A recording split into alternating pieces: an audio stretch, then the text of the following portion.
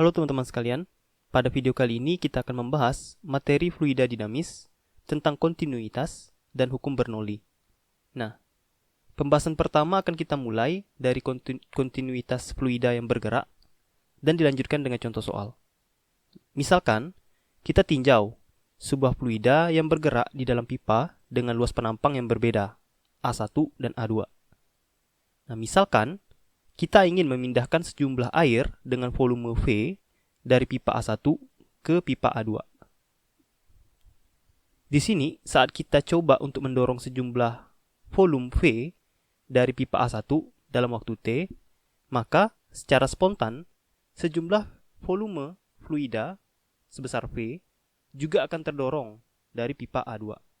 Nah, di sini, dikarenakan jumlah fluida yang terdorong ini adalah sama dalam selang waktu T, maka dapat kita tuliskan V1 sama dengan V2, yang dimana V1 itu merupakan volume fluida yang kita dorong pada pipa 1, dan V2 itu merupakan volume fluida yang kita dorong pada pipa 2. Nah, di sini volume pada pipa 1 itu sama dengan perkalian dari luas alas dari si pipa, yaitu A1, dikalikan dengan seberapa banyak dia terdorong.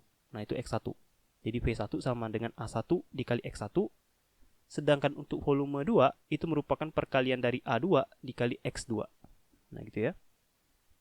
Nah, di sini X1 dan X2 itu bisa dituliskan sebagai V1 dikali T dan V2 dikali T.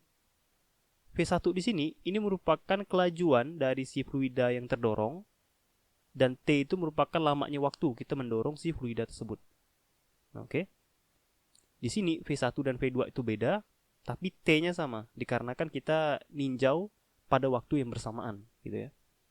Nah, berarti si T-nya bisa dicoret, dan kita dapatkan A1V1 sama dengan A2V2. Jadi, perkalian luas permukaan pada pipa 1 dikalikan dengan kelajuan dari si pipa itu, kelajuan aliran di pipa 1 itu sama dengan luas permukaan dari si pipa 2 dikalikan dengan kelajuan dari si fluida di pipa kedua. Nah, jadi sekarang kita bisa tinjau A1V1 dan A2V2 dari fluida. Nah, di sini kita dapat memperoleh persamaan kontinuitas yang A1V1, A2V2 itu. Dari persamaan ini, kita dapat mengetahui besarnya perubahan kelajuan fluida di dalam pipa apabila fluida melewati pipa dengan luas penampang yang berbeda. Nah, sebagai contoh, misalkan sebuah pipa terdiri dari dua penampang nih. Ada A1 itu 0,15 meter kuadrat di sebelah kiri, dan A2 itu sama dengan 0,75 meter kuadrat sebelah kanan, yang besar ya. Nah, misalkan diketahui besar kelajuan fluida dalam pipa A1 itu sama dengan 1,35 meter per sekon. Maka di sini kita ingin mencari dengan persamaan kontinuitas atau hukum kontinuitas berapa besar kelajuan pada pipa 2 atau V2. Nah, di sini dari persamaan kontinuitas kita ketahui bahwa A1V1 sama dengan A2V2. Apabila kita ingin mencari V2, maka kita bisa bagi nih si A1V1-nya dengan A2. Nah, dari soal kita ketahui bahwa A1-nya itu sama dengan 0,15 dan V1-nya sama dengan 1,35 meter per sekon. Sedangkan untuk luas permukaan yang besarnya yang di sebelah kanan itu sama dengan 0,75. Nah, jika kita kalikan, ini akan kita dapatkan V2 atau kelajuan pada permukaan 2 pada pipa kedua itu sama dengan 0,2025 dibagi 0,75 itu sama dengan 0,27 meter per sekon. Nah, jadi dari perhitungan kita dapatkan besar kelajuan fluida di dalam pipa pada pipa A2 itu adalah sebesar 0,27 meter per sekon. Nah, jika kita perhatikan dari soal, luas A1 yang 0,15 meter kuadrat itu kurang atau lebih kecil daripada luas A2. Namun dari perhitungan kita dapatkan kelajuan fluida di A1 itu lebih besar dari kelajuan fluida di A2. Jadi di A1 kelajuannya itu 1,35 meter per sekon, dan kelajuan di A2 atau V2 itu sama dengan 0,27 meter per sekon. Jadi dari perhitungan ini kita bisa dapatkan nih, ternyata ketika luas permukaan A1 itu lebih kecil dari luas permukaan A2, maka menurut hukum kontinuitas, kelajuan dari A1 itu bakal lebih besar dari kelajuan di A2. Jadi saat permukaan atau luas permukaan dari si pipa fluida itu kecil, maka kelajuannya akan besar. Nah, saat luas permukaan dari si pipa itu besar, maka kelajuannya bakal jadi kecil gitu ya. Jadi ketika A1 kurang dari A2, maka V1 bakal lebih besar dari V2. Berlaku juga sebaliknya, kalau A2 lebih kecil daripada A1, maka si V2-nya bakal lebih besar daripada V1. Nah, sebagai catatan, persamaan kontinuitas yang kita gunakan ini, yang A1 V1 sama dengan A2 V2 ini, itu hanya berlaku pada soal atau kasus saat si fluida itu berada pada keadaan ideal. Nah, apa itu fluida ideal? Nah, fluida ideal di sini itu merupakan fluida yang memiliki ciri-ciri sebagai berikut. Pertama, alirannya laminer. Berarti alirannya itu cuman lurus atau satu arah saja, tidak ada turbulensi, tidak ada putaran di sini. Maka ciri-ciri pertama dari fluida yang ideal itu adalah aliran yang laminer.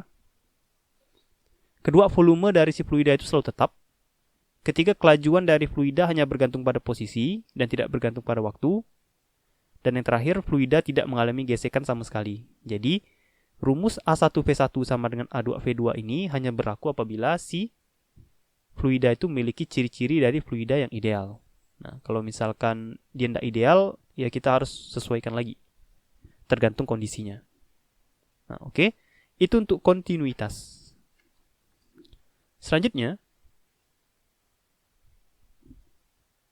dari pembahasan kita tentang kontinuitas tadi, kita ketahui bahwa luas permukaan penampang pipa yang berbeda akan menghasilkan kelajuan yang berbeda. Dari keadaan ini, kita dapat hubungan A1V1 sama dengan A2V2 untuk fluida yang mengalir pada ketinggian yang sama. Lalu sekarang pertanyaannya, bagaimana jika si pipa itu memiliki ketinggian yang berbeda dan luas penampang yang berbeda? Apa yang akan terjadi ketika si fluida ini atau si pipa ini memiliki beda ketinggian? Nah, misalkan pipa dengan luas A1 kita letakkan dengan ketinggian H1 di atas tanah. Dan pipa dengan luas A2 kita letakkan pada ketinggian H2 di atas tanah. Jadi beda ketinggiannya. Ada ketinggian H1, ada ketinggian H2. Nah, seperti yang kita ketahui, saat materi bermassa memiliki beda ketinggian, maka akan ada terjadi perbedaan energi potensial pada materi tersebut. Nah, dalam kasus fluida pada pipa dengan perbedaan tinggi ini, perbedaan energi potensial dapat dituliskan sebagai delta EP itu sama dengan EP2 dikurang EP1. Yang dimana EP2 itu merupakan besarnya energi potensial yang dikandung oleh pipa 2, EP2 ya. Nah, dan EP1 itu merupakan besarnya energi potensial yang dikandung oleh pipa 1. Jadi EP2 sama dengan energi potensial pipa 2 dan EP1 merupakan energi potensial pipa 1. Nah, di sini energi potensial pipa 2 itu merupakan perkalian dari massa yang ada di pipa 2 dikali G dikali H2. Oke? Dan energi potensial yang ada di pipa 1 itu merupakan perkalian dari massa dikali G kali H1. Nah, di sini massanya sama ya, satu kesatuan ya massanya. Massa jenisnya sama dan volumenya sama. Nah, di sini untuk massa itu bisa kita ubah jadi perkalian antara massa jenis fluida dikalikan dengan volume fluida yang terdorong, sama kayak sebelumnya tuh kan. Jadi misalkan kita dorong berapa bagian volume dari si fluida sebelah A1, maka akan terdorong sebanyak V juga di sebelah kanan atau A2. Nah, di sini delta EP itu sama dengan Rho dikali V dikali G kali H2. Dan Mg di sini, MgH1 ini bakal berubah jadi Rho dikali volume dikali G dikali H1. Nah, seperti itu ya. H2 dan H1 adalah masing-masing ketinggian. Nah, di sini dikarenakan massa jenis dan volumenya sama, ya karena massa jenisnya sama-sama fluida yang sama ya. Misalnya air atau minyak atau apapun. Nah, di sini massa jenis, volume dan G-nya kita pakai 10 meter per sekon kuadrat ya. Kita bulatkan saja. Nah, ini berarti bisa kita keluarkan nih. Berarti delta EP atau perbedaan energi potensial antara potensial 2 dan potensial 1 itu sama dengan massa jenis fluida dikalikan volume fluida dikalikan G dikalikan ketinggian 2 dikurangi ketinggian 1. Nah, seperti itu. Ini perbedaan energi potensial pada si pipa yang berbeda tingginya. Nah, selanjutnya apa? Selanjutnya gini. Dari kontinuitas kita ketahui nih bahwa ada jika beda luas penampang, maka akan terjadi perbedaan kelajuan. Nah, dikarenakan ada kelajuan yang berbeda pada posisi A1 dan A2, maka energi kinetik ini juga akan berbeda ya. Jadi, sebelumnya kan kita tinjau nih perbedaan energi potensial. Selanjutnya kita akan tinjau perbedaan energi kinetik dikarenakan adanya perbedaan kelajuan pada pipa 1 dan pipa 2. Nah, gitu ya. Pertama-tama ini udah selesai yang perbedaan energi potensial. Selanjutnya kita tinjau perbedaan energi kinetik. Nah, di sini perbedaan energi kinetik itu dapat dituliskan sebagai delta EK atau delta energi kinetik itu sama dengan energi kinetik 2 dikurang energi kinetik 1. Oke? Nah, energi kinetik 2 itu sama dengan setengah kali massa dikali kelajuan fluida pada daerah 2 atau luas permukaan 2. Dan energi kinetik 1 itu sama dengan setengah dikali massa dikali kelajuan si fluida yang mengalir pada pipa 1 atau luas permukaan 1. Jadi V2 ini EK2, V1 kita dapatkan EK1. Oke. Dan itu kita kurangkan. Di sini kita dapatkan untuk massa masing-masing itu bisa berubah jadi Rho kali V, ini juga Rho kali V, massanya sama. Jadi setengah Rho V-nya bisa kita keluarkan dan kita dapatkan delta EK sama dengan setengah dikali Rho dikali V, volume ya. Nah, dikali kelajuan 2 kuadrat dikurangi kelajuan 1 kuadrat. Nah, gitu ya.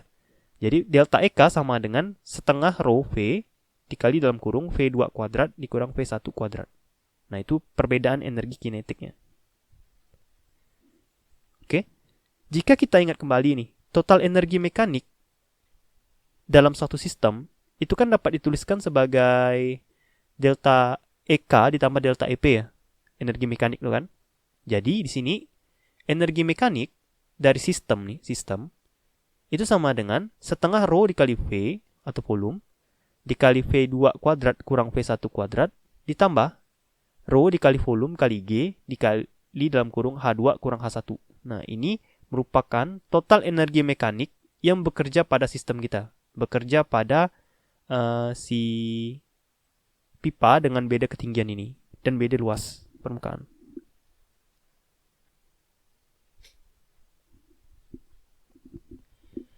Nah, kita udah dapat nih persamaan untuk energi mekanik. Selanjutnya kita ingin coba lihat usaha yang kita berikan untuk membawa si fluida dari pipa A1 ke pipa A2.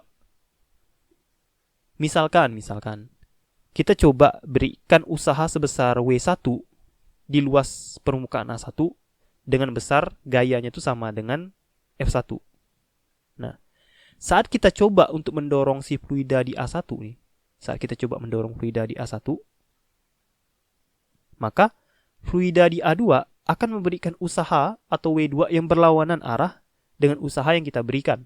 Nah, dengan demikian, sekarang bisa kita tuliskan total usaha untuk membawa fluida dari A1 ke A2 itu merupakan pengurangan dari W1 yang kita berikan dikurangi dengan hambatan dari W2 atau fluida 2 yang melawan arah usaha kita. Nah, kita ingat W atau usaha itu merupakan perkalian antara gaya dan jarak F kali X.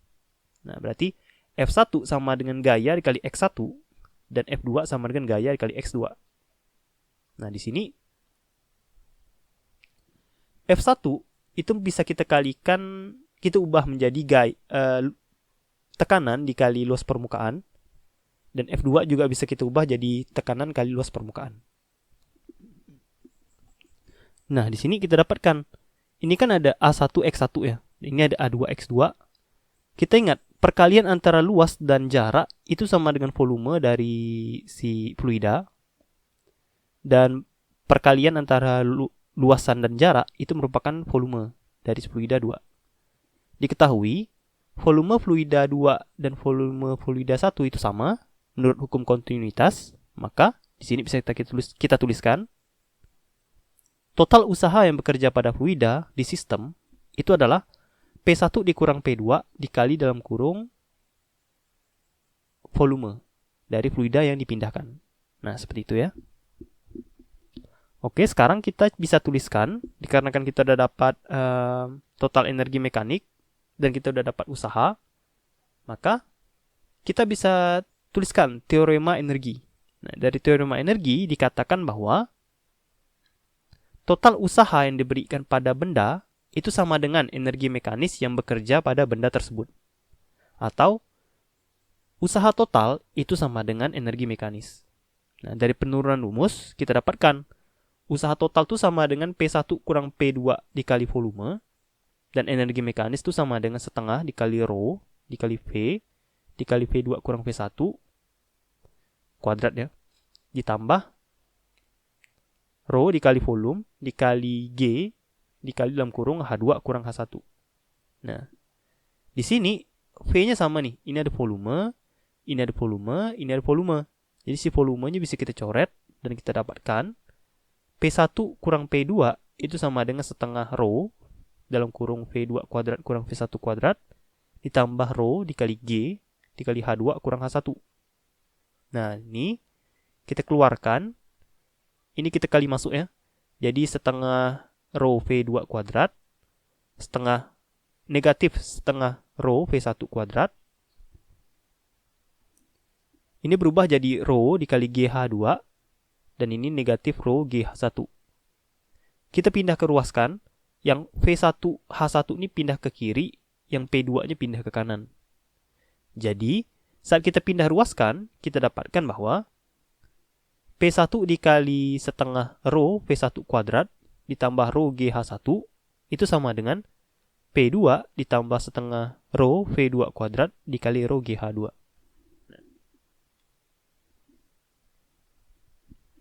Dari penurunan rumus yang kita lakukan, dapat kita lihat nih, ternyata total dari tekanan, kelajuan, dan ketinggian dari fluida akan selalu konstan. Jadi, total dari ini, P1 tambah setengah rho V1 plus rho GH1,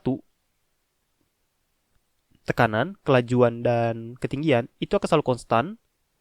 Misalkan kita tinjau di pipa 1. Nah, si total dari itu semua akan sama tuh. Total dari P1 setengah rho V1 rho GH1 itu akan sama totalnya di bagian kedua atau luas permukaan 2. Jadi total pada luas permukaan 1 itu sama dengan total luas permukaan 2. Nah, dari rumus atau hukum Bernoulli ini, apabila kita ketahui P1, V1, dan H1-nya, maka kita bisa mencari nih kira-kira berapa besar kelajuan atau berapa besar tekanan pada pipa 2. Apabila masing-masing dari nilai-nilai yang ada di pipa 1 itu bisa diketahui. Nah, untuk aplikasi Bernoulli-nya mungkin untuk video berikutnya ya. Di situ ada untuk kasus tangki bocor, ada untuk kasus gaya angkat pada pesawat, ada kasus untuk venturimeter, dan lain-lain. Nah, itu kita akan coba bahas pada video berikutnya. Pada video kali ini kita cuma menurunkan dulu hukum Bernoulli dari kasus yang kita tinjau. Oke? Nah, itu saja untuk video kali ini. Semoga videonya bermanfaat. Sampai jumpa lagi pada video berikutnya.